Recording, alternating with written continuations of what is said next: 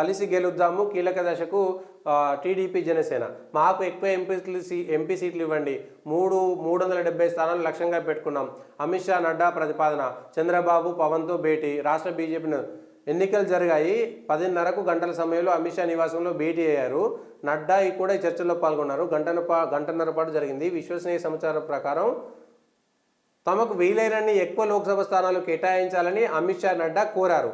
వాటిని గెలిపించేందుకు గట్టిగా కృషి చేద్దామన్నారు. 8 నుంచి 10 లోక్సభ స్థానాలు తమకు కేటాయించాలని బీజేపీ పెద్దలు టీడీపీని కోరినట్లు వార్త చూడండి. అంటే తెలుగుదేశం పార్టీది అప్పర్ హ్యాండ్, బీజేపీ వాళ్ళు అడుక్కునేటోళ్ళు.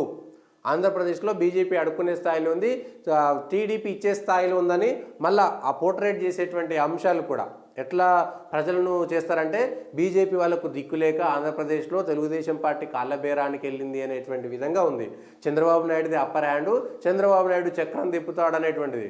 అదే 2018 నుంచి ఇప్పటిదాకా మీరు చంద్రబాబు దేశం మీద లేదంటే నరేంద్ర మోడీ మీద అమిత్ షా మీద చేసినటువంటి ఆరోపణలపైన మీరు కట్టుబడి ఉన్నారా లేదా అనేటువంటి అంశం ప్రజలకు సమాధానం చెప్పాలి కదా. ప్రజలు అడగకపోవచ్చు, కానీ చంద్రబాబు నాయుడుకో లేదా తెలుగుదేశం పార్టీకో బీజేపీకో 2 పార్టీలకు ఉన్నాయి కదా. బీజేపీ చంద్రబాబు నాయుడుతో పొత్తు పెట్టుకుంటే బీజేపీ కూడా సమాధానం చెప్పాలి. ఆంధ్రప్రదేశ్లో చంద్రబాబు నాయుడు చేసినటువంటి ఆరోపణలను లేకపోతే నరేంద్ర మోడీ మీద అమిత్ షా మీద టీడీపీ చంద్రబాబుతో సహా ఆ పార్టీ చేసినటువంటి ఆరోపణలను మీరు ఒప్పుకుంటున్నారా? ప్రత్యేక హోదా ఇవ్వలేదని 2018 నుంచి వాళ్ళు చేసినటువంటి అన్నిటికీ భారతీయ జనతా పార్టీ ప్రభుత్వం కట్టుబడి ఉన్నదా? లేదా చంద్రబాబు నాయుడు కూడా అటు అమిత్ షా మీద రాళ్ళేసిందుతో సహా ప్రధానమంత్రి మీద చేసినటువంటి ఆరోపణలకు కట్టుబడి ఉన్నారా లేదా? అంటే ప్రజలు బీజేపీ టీడీపీ చెప్తే పిచ్చోళ్ళు అన్నమాటనా? ఇదా విషయము?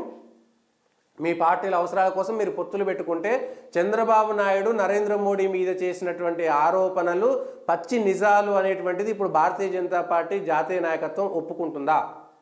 జాతీయ నాయకత్వం ఒప్పుకోకపోతే వాళ్ళు ఖచ్చితంగా ప్రజలకు అదే నిజమైపోతుంది. లేదంటే దానిపైన సమాధానం చెప్పాలి.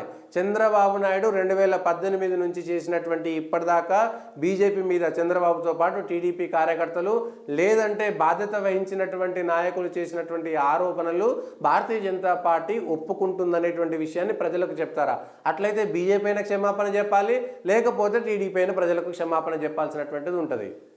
లేదంటే ఇద్దరు పార్టీలకు సంబంధించినటువంటి మీ అవసరాల కోసం ప్రజలను వాడుకుంటున్నారనేటువంటిది బీజేపీ టీడీపీ కలిసి ఆడుతున్నటువంటి డ్రామాలుగా ప్రజలు ఒప్పుకోవాల్సి వస్తుంది. అసెంబ్లీలో మీరు సాధ్యమైనన్ని సీట్లు గెలిచి అధికారంలోకి రావాలని మాకు తెలుసు. కనీసం 370 స్థానాలు నెగ్గాలని మేము లక్ష్యంగా పెట్టుకున్నాం. అందువల్ల ప్రతి మిత్రపక్షం నుంచి సాధ్యమైనన్ని ఎక్కువ సీట్లు అడుగుతున్నామట. బీజేపీ 4 లోక్సభ 6 అసెంబ్లీ స్థానాల్లో పోటీ చేస్తే గెలిచే అవకాశాలు ఖచ్చితంగా ఉన్నాయని చంద్రబాబు పవన్ పేర్కొన్నారు. అంటే ఇంకేం లేదు. మరి పోయినసారి 170 స్థానాల్లో పోటీ చేసి 23 చంద్రబాబు నాయుడు ఎట్లా గెలిచిండు?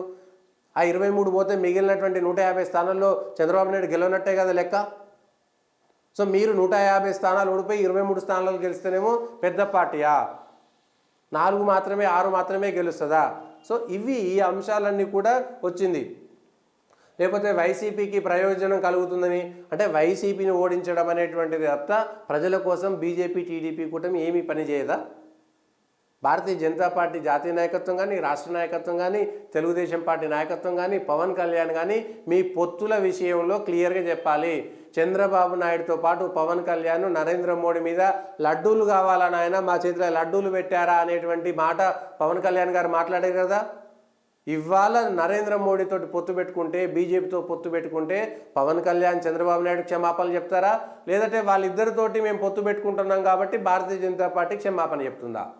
అంటే మీరు విమర్శలు చేసుకొని దీనికి సంబంధించినటువంటి అధికారమైనటువంటి పొత్తు పెట్టుకున్నప్పుడు 3 పార్టీలు స్పందించాలి.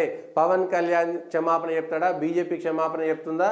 ఎవరు క్షమాపణ చెప్తారనేటువంటి అంశం పైన క్లియర్ కట్గా మనకు సమాధానం రావాల్సినటువంటి అవసరం ఉంది. లేదంటే బీజేపీ టీడీపీలు డ్రామా పార్టీలు అనేటువంటివి ప్రజలకు వెళ్ళేటువంటి అవకాశం మాత్రం ఉంది. ఇది ఈ అంశం పైన చెప్పాలి.